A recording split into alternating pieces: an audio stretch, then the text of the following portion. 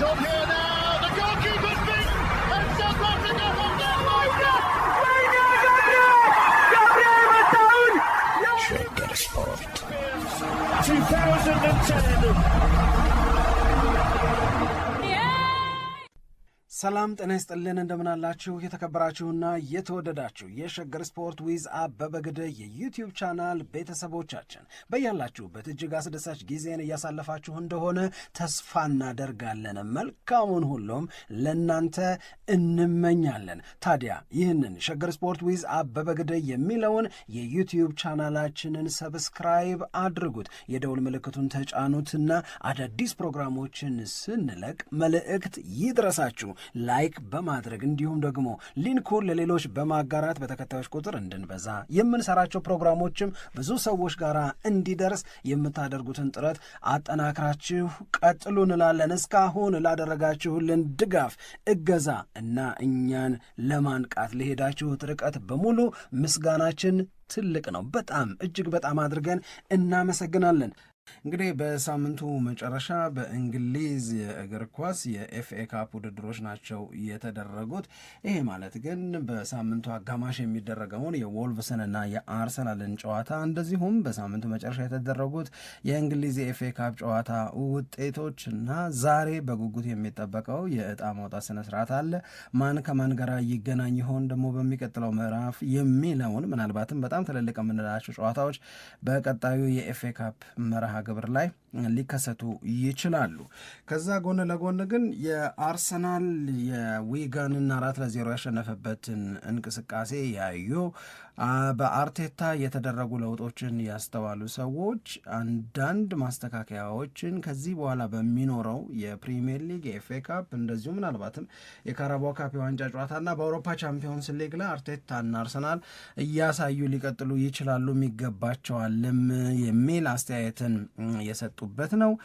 እንግዲህ ይሄ አስተያየት ምን ያህል ይገዛናል፣ ምን ያህል እውነት ታስቦበት እየተነገረ ያለ ነው የሚለውን ለማየት ጥረት እናደርጋለን። እንግዲህ ሀሳብ ከተሰጠባቸው ሰዎች መካከል አንደኛው የቡካዮ ሳካ ነው።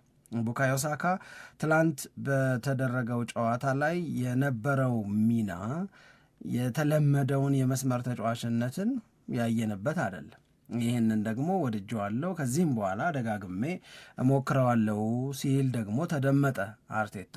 ስለዚህ የቡካዮ ሳካ በ8 ቁጥር ቦታ ላይ እንዲጫወት መደረግ እውነት አርሰናልን ከዚህ በኋላ ያዋጣና እየጠቀመ ይቀጥላል ወይ የሚል ነው ጥያቄ ያስነሳው።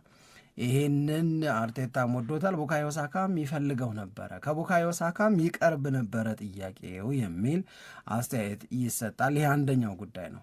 ሁለተኛው ትላንት በነበረው ጨዋታ ላይ ኢብሪቼ ኢዜ 2 ለጎል የሚሆኑ ኳሶችን ሰጥቷል። በጨዋታው ላይ ያሳየው እንቅስቃሴ ሰሞኑን ሲነሳበት ከነበረው የምነካው ጥያቄ አርሰናል በዚህ ተጫዋች ዝውውር ላይ ተሸወደ እንዴ የሚል ሀሳብ ሲነሳበት ከነበረ በኋላ ትላንት ያደረገው እንቅስቃሴ ደግሞ በጣም ተወደደና ምናልባት በሚቀጥሉት ጊዜያቶች አርቴታ ይህንን ልጅ በዚሁ እንዲቀጥል ለማድረግ በቋሚነት ሊጠቀምበት ይገባልም ይችላልም የሚል ነገር ተነሳ። ይሄ ሌላው ጉዳይ ነው። እውነት የኢብሪቼ ኢዜን የትላንትና ፐርፎርማንስ እንዴት ነው ልናየው፣ እንዴት ነው ልንረዳው የሚገባው የሚል ከዛ ውጪ የአርሰናል ተጫዋቾች እና ከጉዳት ጋር ተያይዘው የሚነሱ ነገሮችን ለማንሳት ጥረት እናደርጋለን። ከዚሁ ጋር ተያይዞ የመጀመሪያው ሀሳብ የቡካዮ ሳካ በ8 ቁጥር ሚና እንዲጫወት መደረግ በድንገት የመጣ ነው የሚመስለኝ እኔ። ምክንያቱም ቡካዮ ሳካ በመጀመሪያው አሰላለፍ ላይ እንዲገባ ቀድ አልነበረም። ነገር ግን በማሟሟቅ ሂደት ላይ ካላፊዮሪ ጉዳት እንዳለው ሲታወቅ እሱን ለመተካ ሲታሰብ ለምን እዚህ ቦታ ላይ አይሞከርም? ከዚህ በፊትም እንደዚህ አይነት ሀሳብ አለኝ፣ ይሄንን ሀሳቤን እውን ለማድረግ የተሻለው ቀን የተሻለው ጊዜ አሁን ነው የሚል አቋምና ውሳኔ በአርቴታ በኩል መያዙ፣ ከዚህ ቀደም ብሎ ደግሞ ራሱ ቡካዮ ሳካ እንዲህ ያሉ የሚና ለውጦችን ማድረግ እንደሚፈልግ ለአርቴታ ሳውቆት ስለነበረ የቡካዮ ሳካ ፍላጎት ሲደመር አርቴታ እንዲህ ማድረግን ደጋግሞ ሲያስብበት ስለቆየ አጋጣሚውን ለመጠቀም ሲባል እየተደረገ ነው ተባለ። ስለዚህ የአርሰናሉ አሰልጣኝ ሚኬል አርቴታም ከጨዋታ በኋላ ሳካን ሚና ለውጦ የሞከረው በድንገት እና በመገደድ አይደለም። እዛ ላይ ማሆኑ ማስተካከያዎች ማድረግ ይቻልም ነበረ። ነገር ግን ከዚህ በፊት የነበረውን የተጫዋቹን ፍላጎትና የኔም በሀሳቡ ማመን ተደማምሮ ነው ይህንን ውሳኔ እንድንወስን ያደረገን የሚል አስተያየትን ሰጥቶ ካየሁት በኋላ ደግሞ የእውነት ለመናገር በጣም በጣም በጣም ወድጀዋለሁ የሚል ሀሳብ ነው እሱ የሰጠው። ይህንን እውነት በቀጣዮቹ ጨዋታዎች አሁን ብዙዎቻችን ማስተዋል ያለብን የሚመስለኝ በኤፍኤ ካፕ ጨዋታ በፕሪሚየር ሊጉ ከማይወዳደረው ከዊጋን አትሌቲክ ጋር በተደረገ ጨዋታ የሚኖሩን ግምገማዎች፣ እውነት የምንሰጣቸው ሀሳቦች፣ እውነት በትላንትናው ጨዋታ ያየናቸው ነገሮች በቀጣይ በፕሪሚየር ሊግ በሚደረጉ ጨዋታዎች እንደሚቀጥሉ እርግጠኛ ሆነን መናገር እንችላለን ወይ? ለምሳሌ ኦሎፌ ሰደን ኢብሪቼ ኢዜ ካለፉት ተከታታይ የተሰጡት የመጫወት እድሎች በኋላ ትላንት እውነት ነው ትላንት ያምር ነበር ይዜ እውነት ነው ይዜ በጣም ቆንጆ እንቅስቃሴን ነበር ሲያሳየ ነበረው። እውነት እነዚህን የትላንትናውን አይነት ብልጫ መውሰድ ተጋጣሚዎቹ ላይ ውጤታማነት በቀጣዮቹ የፕሪሚየር ሊግ ጨዋታዎች ላይ በቀጣዮቹ በጣም ወሳኝ በሚባሉት የአውሮፓ ቻምፒዮንስ ሊግ ጨዋታዎች ላይ ምናልባትም የካራባኦ ካፕ የፍጻሜ ጨዋታ ላይ እንዲህ ደግሞ ኤክስፔክት ይደረጋል ወይ? የመጀመሪያው ጥያቄ እሱ ነው። እነዚህ ተጋጣሚዎች ልዩ ልዩ መሆናቸው በኢብሪቼ ኢዜ አሪፍ መሆንና መቸገር መካከል ያለው ልዩነት እሱ አይደለም ወይ ወይም እሱ ነው ብለን መውሰድ አንችልም ወይ የሚል ጥያቄን ማንሳት የለብንም ወይ? ሁለተኛው ግን ጥያቄ መሆን ያለበት አርቴታ ራሱ አሁን የዊጋን መሆኑ ቀርቶ ወልቭስ ሊሆን ነው፣ ከወልቭስ ቀጥሎ ቶተንሃም ሊሆን ነው፣ ከቶተንሃም ቀጥሎ እያልን ስንሄድ የካራባኦ ካፕ የፍጻሜ ጨዋታ፣ የቼልሲ ጨዋታ፣ የሲቲ የፕሪሚየር ሊግ የኢታድ ስቴዲየም ጨዋታ ላይ እውነት እነ ዙቢሜንዲን እያስቀመጠ ኢዜን እንዲጠቀሙ ኤክስፔክት እናረጋለን ወይ? ምክንያቱም አንዳንዴ ትንሽ ደፈር ብሎም እነ ዙቢሜንዲ መቀመጥ አለባቸው የሚል አስተያየት ሲሰጥ ስለሰማን ነው ይህንን የምናነሳው። ይህንን ማድረግ ለአርቴታ የአስተዋይ ውሳኔ ይሆናል ወይ ከሚለው ብንጀምር የተሻለ ይመስለኛል። አይ ልክ ነው። በትናንትናው ጨዋታ ላይ በጣም አንድ ካልተጠበቀው ነገር መካከል ስናነሳ እንደቆየ ነው የሳካ በኦዲጋርድ በመሀል ቦታ ላይ መጫወት መጀመር ነው። ግን ያው የችግር የወለደው አይነት እንደሆነ ምናየው ይመስለኛል። ምክንያቱም መሀል ክፍሉ ላይ በጣም ከፍተኛ እንግዲህ ጉዳቶች እየተስተዋሉ ነው። እንደውም አርቴታ ከጨዋታው በኋላ እንደተናገረው መጀመሪያ ላይ የአጥቂ ክፍል የተከላካይ መስመር ተጫዋቾቻችን በብዛት ይጎዱ ነበር። ከዛ ቀጥሎ ደግሞ የፊት መስመር ተጫዋቾቻችን በአንድ ላይ ተጎዱ። አሁን ደግሞ የመሀል ክፍል ተጫዋቾቻችን በአንድ ላይ ተጎድተዋል የሚል አስተያየት ሰጥቷል። ስታየው እውነት ነው። ተደራራቢ አይነት ጉዳቶች በተመሳሳይ የመጫወቻ ቦታ ላይ የሚገኙ ተጫዋቾችን እያጠቁ ነው። ስለዚህ ያው በትላንትናው ጨዋታ ላይ ከዊጋን አትሌቲክም ጋር ስለሆነ የሚጫወተው እንደነዚህ አይነት ሙከራዎችን ማድረግ እንደ ጥሩ እድል ሊቆጠር ይችላል። ግን በዚሁ ይቀጥላሉ የሚለው ላይ ትንሽ የሚያጠራጥር ይመስለኛል። ምክንያቱም ለምሳሌ በቡካዮ ሳካ ቦታ ላይ የሚጫወተው ኑኔ ማዱኬ ነው። ትላንትና ኑኔ ማዱኬ በጣም ጥሩ እንቅስቃሴ ሲያደርግ ነበረ። እንደተመለከት ነው ጎሎችንም ያስቆጠረበት ነው። ግን እንደ ቡካዮ ሳካ እዛ ቦታ ላይ ሁል ጊዜ የማይነጥፍ አገልግሎት ይሰጣል ወይ? አሁን ማዱኬ ጥሩ ተጫዋች እንደሆነ እናውቃለን። ግን አንዳንድ ጊዜ የተሰጠውን እድል በደንብ ይጠቀማል። አንዳንድ ጊዜ ደግሞ ጠፋ ብሎ የምናይበት ሁኔታ አለና ኮንሲስተንት ሆኖ እንደ ቡካዮ ሳካ ያገለግላሉ የሚለው አንድ ነገር ነው። እንደገና ቡካዮ ሳካስ አርቴታ እንደተናገረው ትናንትና በተጫወተበት ቦታ ላይ በጣም ውጤታማ አስገራሚ የሚባል አይነት እንቅስቃሴ ነው ወይ ያሳየው የሚለውም አብሮ መታየት ያለበት ይመስለኛል። እና በቀጣይ ጨዋታዎች ላይ ማይክል አርቴታ እንደነዚህ አይነት ውሳኔዎችን በተለይ በፕሪሚየር ሊግ ጨዋታዎች ላይ ይወስናሉ የሚለው ትንሽ የሚያጠራጥር ይመስለኛል። እንደ ዊጋን አትሌቲክ ጨዋታ ባሉ በመጠናቸው ለአርሰናል ከባድ አይደሉም ተብሎ በሚጠቀሱ ጨዋታዎች ላይ ግን እነዚህን አይነት ሙከራዎች ማድረግ የሆነ የሚያመጣው ነገር እንዳለ የሚሰጠው ፍንጭ እንዳለ ግን እንረዳለን። ስለዚህ የቀጣዮቹ ጨዋታዎች ለሚወሰኑ ውሳኔዎች የበለጠ የሚያጓጉ ቢሆንም ግን በተከታታይ በፕሪሚየር ሊግ ጨዋታዎች ላይ ቡካዮ ሳካ መሀል ላይ እየተጫወተ ማዱኬ ደግሞ በቡካዮ ሳካ ቦታ ላይ እየተጫወተ ሁሉንም ጨዋታዎች ያደርጋሉ። ወይም ይሄ በቃ አንዴ ታይቶ ጥሩ ነገር ያመጣ ነገር ስለሆነ እስከ መጨረሻው ድረስ ይቀጥላል ብሎ ለማሰብ ግን ትንሽ ምንቸገር ይመስለኛል። እኔ ከትላንትና ሁኔታ አንጻር ስንመለከተው እንደውም ቡካዮ ሳካም ጉዳት በደንብ እኮ እንዳልዳነ ነው የተረዳንበት። እንደተባለው ካላፊዮሪ ያው ጉዳት ስላጋጠመው መሰለፍ ስላልቻለ እዛ ቦታ ላይ መጣ እንጂ ቡካዮ ሳካም በደንብ 100% ከጉዳቱ አገግሟል፣ ጥሩ ብቃት ላይ ነው የሚገኘው የሚል ሀሳብ ለመስጠት የሚያስቸግረን ሁኔታ ላይ እንደሆነ በደንብ ያየንበት ነው። ስለዚህ የቡካዮ ሳካ እኔ የምረዳው በዚህ መንገድ ነው። ምናልባት ትላንትና ግን በጣም በቃ አስገራሚ ሊባል የሚችለው እንቅስቃሴ የታየው በኢዜ በኩል ነው። ኢዜ በአንድ ሳምንት ውስጥ 2 የተለያየ ነገር እንድንናገር አድርጎናል። ባለፈው ከብሬንትፎርድ ጋር በነበረው ጨዋታ ላይ ብዙ ወቀሳ፣ ብዙ ትችት ነበር ያስተናገደው። ደግሞም የሜዳ ላይ እንቅስቃሴው ጥሩ አልነበረም። እንደውም እንደነዚህ አይነት ያገኛቸውን እድሎች ተጠቅሞ ምን አይነት ተጫዋች እንደሆነ ካላሳየ የኢዜ ቀጣይ ተሳትፎ ጨዋታ ላይ በጣም የተገደበ ሊሆን ይችላል። አርቴታ ይህንን አይቶ እንደገና እድል ይሰጠዋለሁ የሚል ጥያቄው ላይ የተነሳበት ፐርፎርማንስ ነበር የነበረው። በትላንትናው ጨዋታ ላይ ግን ሙሉ ለሙሉ ጨዋታውን በመቆጣጠር የኢዜ ድርሻ እንዴት ከፍ ያለ እንደነበረ በደንብ ያየንበት ነው።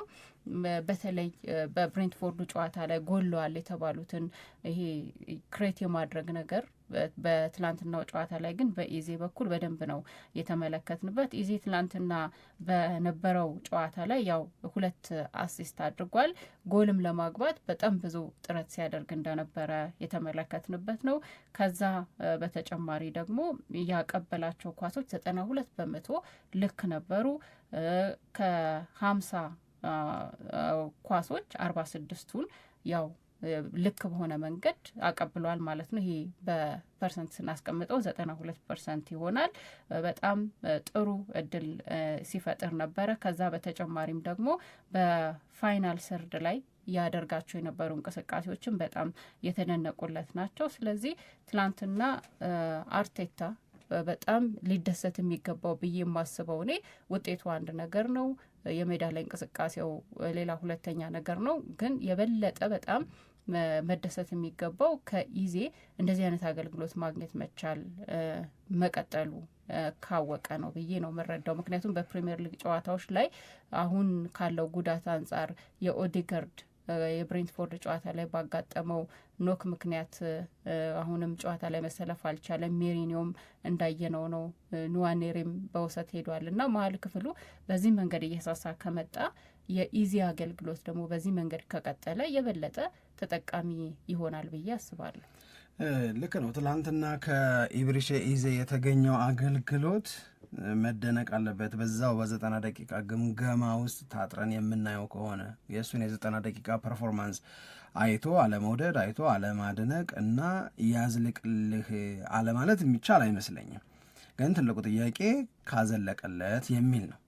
አሁን በዊጋን አትሌቲክ ላይ አውት ፐርፎርም ያደረገው ኢብሪቼ ኢዜ በብሬንትፎርድ ላይ ቀጥሎ ተጋጣሚ ቢሆኑ ወይም በብሬንትፎርድና በአርሰናል መካከል በድጋሚ ጨዋታ ቢደረግ ይህን የትላንትናውን ፐርፎርማንስ ይደግማሉ ወይ የሚለው ጥያቄ ነው ለእኔ መሰረታዊ የሚሆነው። እንደነዚህ ያሉ ተጋጣሚዎች ላይ አውት ፐርፎርም ማድረግና በቢግ ማቾች ላይ ለአርሰናል በጣም ወሳኝ በሆኑ በተጋጣሚዎቻቸው ኳሊቲም ደግሞ በጣም ጠንካራ ናቸው ከሚባሉ ተጋጣሚዎች ጋር በሚደረግ ጨዋታ ላይ ፐርፎርም እንዲያደርግ ኢብሪቼ ኢዜ ይጠበቃል ነው ምለው ነ። ለትላንትናው ግን ይሄ ወዝ ፐርፌክት። በጣም የሚያምረው ለዚህ ተጫዋች ነው ይህንን ያህል ገንዘብ የተከፈለው የሚባለው ነው። ኦፍኮርስ ከቶተንሃም ጋር በነበረ ጨዋታ ነው ሃትሪክ የሰራበትን አይነት የሚመስል ፐርፎርማንስ ነው ሲያሳይ የነበረው። የሚደንቀውን ኢብሪቼ ኢዜን አይተናን ነው። ይሄንን ግን እንደ ዊጋን ባሉ ተጋጣሚዎች ላይ የሚያሳየውን ድንቅ ነገር ግን በሌሎች ትልልቅ ተጋጣሚዎቹም ላይ ማሳየት መቻል አለበት። አለበለዚያ ለእንደነዚህ ያሉ ጨዋታዎች የሚመረት ተጫዋች ከሆነ ቢግ ሎስን ትልቅ ኪሳራ ነው ለራሱ ለኢብሪቼ ኢዜ ጭምር ማለት ነው። ሌላው የአርሰናል ቡካዮ ሳካን ተገዶ ነው የተጠቀመው የሚለው በዛ መንገድ እንውሰደው የሚል ስምምነት እኔ የለኝም የሆነ ለመናገር። ምክንያቱም ቡካዮ ሳካን በዛ ሚና ላይ ከመጠቀም ይልቅ ሌሎቹን ተጫዋቾች ለማሳረፍ ከመወሰን ያልተጠቀማቸው ተጫዋቾች አሉ። ለምሳሌ ዴክላን ራይስ መጫወት ይችል ነበረ፣ ሌሎቹም ተጫዋቾች እዛ ቦታ ላይ እንዲጫወቱ ማድረግ ይቻል ነበረ። ስለዚህ እኔ የአርቴታን ኮመንት በዛ ላይ አምነው ከተቀበሉት ሰዎች መካከል ነኝ። እኔ በመገደድ አይደለም ይሄንን ያደረግኩት፣ ሀሳብ ነበረ። ይሄንን ሀሳብ ብንሞክረው ተባለ። እንደ ሙከራ አንድ አዲስ ሚና ከቡካዮ ሳካ የተሰጠው አገልግሎት ደካማ የሚባል አይደለም። ሌላው ግን ስለ ኮንሲስተንሲ ሲነሳ ቡካዮ ሳካ በመስመር እንቅስቃሴ በጣም ኮንሲስተንትሊ ለአርሰናል ትልቅ የክሬቲቭ ፎርስ ሆኖ ረጅም ጊዜ እያገለገለ ያለ ተጫዋች ነው፣ ምንም ጥያቄ የለውም። የዘንድሮን የውድድር ዓመት ብቻ አንስተን የምናወራ ከሆነ ግን ቡካዮ ሳካ እውነት ኮንሲስተንት ነው ወይ? በጉዳት የተረበሸበት ጊዜ ብቻ ሆኖ ሳይሆን ሌሎች ደህና ሆኖ የመጫወት እድል ተሰጥቶት ወደ ሜዳ በገባባቸው ጊዜያቶች በሙሉ አምና፣ ካቻምና፣ ከዛ በፊት የምናውቀውን ቡካዮ ሳካን በዘንድሮ የውድድር ዓመት እያየን ስለመሆኑ እርግጠኛ ሆነን መናገር እንችላለን ወይ? በተሰጣቸው እድል እና በሰጡት አገልግሎት ከቡካዮ ሳካና ከኖኒ ማዱዌኬ ማን ነው የእውነት ኮንሲስታንት የሚል ጥያቄንም የሚያስነሳ ይመስለኛል። እዚሁ ላይ ግን እንደው ስለ አርሰናል እየተነጋገርን ስለሆነ እኔ አንድ ግራ የሚያጋባኝ ነገር አለ። የዘንድሮን የአርሰናል የተጫዋቾች ጉዳት መደራረብ ሁላችንም የምንስማማበት ነው። በተለያየ ምክንያት በተለያየ አጋጣሚ በተለያየ ጨዋታ ላይ የአርሰናል ተጫዋቾች ጉዳት ያጋጥማቸዋል። ይህንን ያህል ጊዜ ከሜዳ ይርቃሉ ይባላል።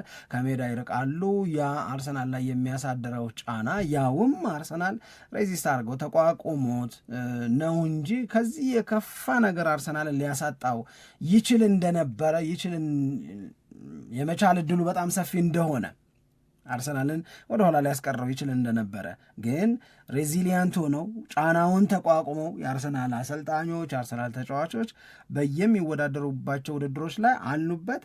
በየሚወዳደሩባቸው ውድድሮችም ላይ ደግሞ አሁንም የተሻለ ውጤት አላቸው። ካራባኦ ካፕ ላይ ፋይናሊስት ናቸው። ኤፍ ኤ ካፕ ወደ ቀጣዩ ምዕራፍ ተሸጋግረዋል። ፕሪሚየር ሊግ አንደኛ ናቸው። ቻምፒዮንስ ሊግ ፌዝንም በአንደኝነት አጠናቀዋል። በእነዚህ ሁሉ የጉዳት መደራረብ ውስጥ አርሰናል እንዲህ ያሉ የእስካሁን ውጤታማነቶቹን አለማድነቅ ቦታ አለመስጠት አይቻልም። ግን ግራ በማጋባት ደረጃ ግን አስተውላችሁት ከሆነ ከመደጋገሙ የተነሳ የአርሰናል ተጫዋች ምሳሌ ትናንትና ሪካርዶ ካላፊዮሪ በማሟሟቅ ሂደት ላይ ነው ጉዳት ያጋጠመው። ምን ያህል ጊዜ ዘንድሮ የአርሰናል ተጫዋቾች ወደ ሜዳ ይገባሉ ሲባል እያሟሟቁ ተጎዱ።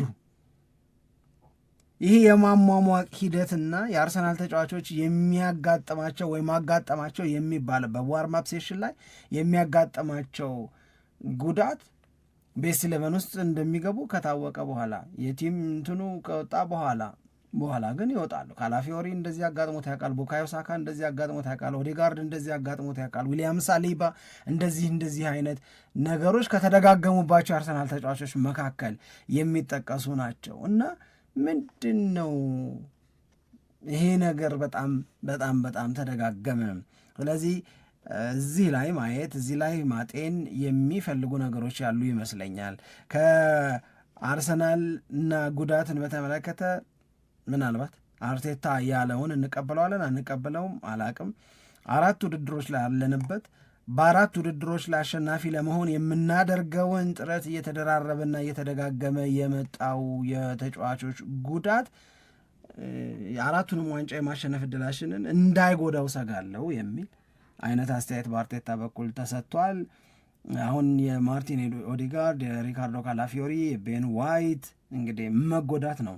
አሁን ካይ ሃቨርትስም እንደገና ጉዳት ዝርዝር ውስጥ ከገቡ ለቀጣዮቹ 3-4 ሳምንታት ወደ ሜዳ ከማይመለሱ ተጫዋቾች መካከል አንዱ ነው። የጉዳት መደራረቡ ልክ ነው። ነገር ግን በዚህ ምክንያት የትኞቹን ውድድሮች የማሸነፍ እድሉ አርሰናል ይቀዘቅዛል። አርቴታ 4 ዋንጫዎችን ለማሸነፍ ያለንን እድል ይጎዳብናል ባይ ነው። ይሄ እውነት ያው በቀጣይ ጨዋታዎች ላይ በተለይ አሁን የኤፍኤ ካፕ ቀጣይ ድልድሉ ሲወጣ ከማን ጋር እንደሚገናኙ አይታወቅም። ስለዚህ እንደነዚህ አይነት ቀለል ያሉ ጨዋታዎችን አርሰናል ላያገኝ ይችላል። የትላንትናው አይነት ፐርፎርማንስም ለማምጣት ደግሞ ሊከብድ ይችላል።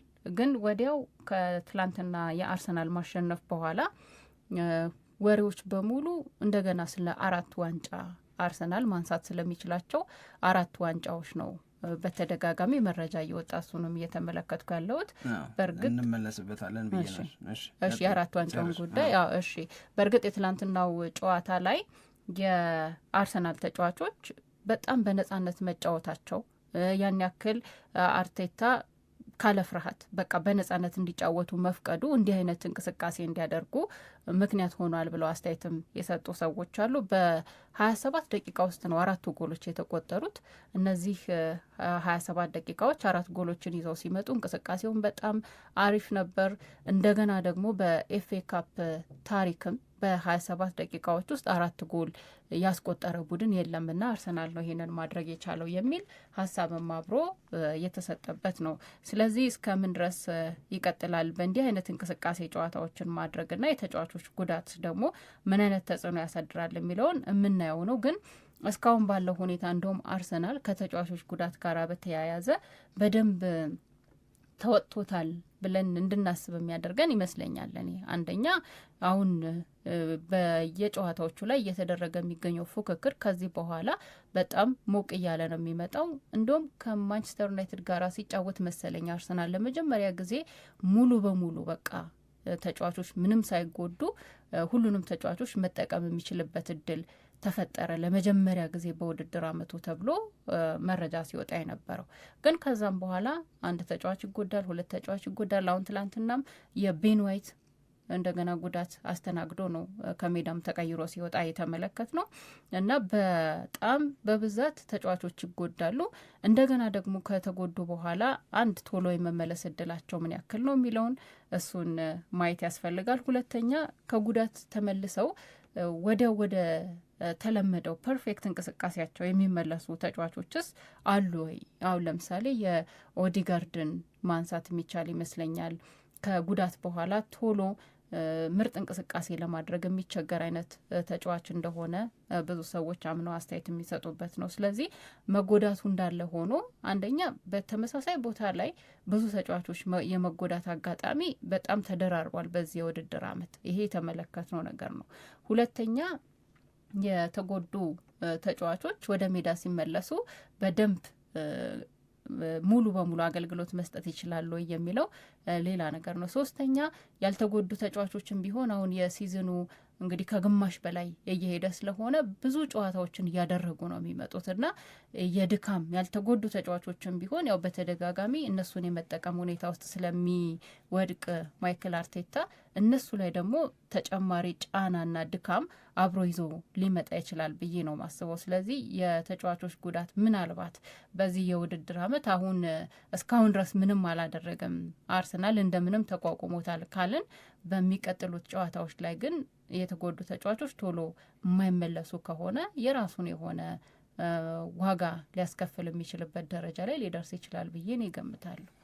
እንግዲህ የእስካሁኑ መቋቋማቸውን ዋጋና ክብር መስጠት፣ ከዚህ በኋላ የሚሆነው ደግሞ አሁንም ስኳዱን በተቻለ መጠን ከጉዳት የጸዳ እንደዚሁም ደግሞ አሁንም በኤፍኤ ካፕ እስካሁን ድረስ በውድድር ላይ ቢሆንም የአርሰናል ተጫዋቾችን ሮቴት እያደረገ አርቴታ ያገኘው ውጤት በበጎም የሚነሳ ነው። ለማንኛውም ስንመለስ ከምናነሳቸው ጉዳዮች መካከል አንደኛው ኖኒ ማድዌኬ ትላንትና ምናለ የአርሰናል ደጋፊዎች 4ቱንም ዋንጫ እናሸንፋለን ብላችሁ ለራሳችሁ ደስታ መፍጠር መብታችሁ ነው ብሏል። ከዛ በተጨማሪ ታይጃኒ ራይንደርስ አርሰናልን ከስር ከስር ማሳደዳችንን እንቀጥላለን፣ የሚሆነውን ደግሞ አብረን እናያለን፣ በጣም ደስ የሚል ስሜት እየተሰማን ነው ይላል። በእርግጥ አርሰናል ዘንድሮ ካራባኦ ካፑንም ኤፍኤ ካፑንም ፕሪሚየር ሊጉንም ቻምፒዮንስ ሊጉንም አሸንፎ በእንግሊዝ እግር ኳስ ምንም ሳይሸነፍ ዋንጫ በመውሰድ የተለየ ታሪክ የሰራውን ያህል ያሁኑ አርሰናል 4ቱንም ዋንጫዎች አሸንፎ ኳድራፕል ዊነር ሆኖ ዘትሪብል ዊነር ነን በሚል ማንቸስተር ሲቲና ማንቸስተር ዩናይትድ በኩራት የሚናገሩት ታሪክ አልፎት መሄድ ይችላል ወይ? እውነት አርሰናልን በዚህ አቅም ውስጥ ነው ብለን እንመን? አዋችንም በምክንያት አይ የምንልም ከሆነ እሱንም በምክንያት እናድርገውና እንነጋገር ነው የምንለው። ስንመለስ ነው ይሄንን የምናነሳው።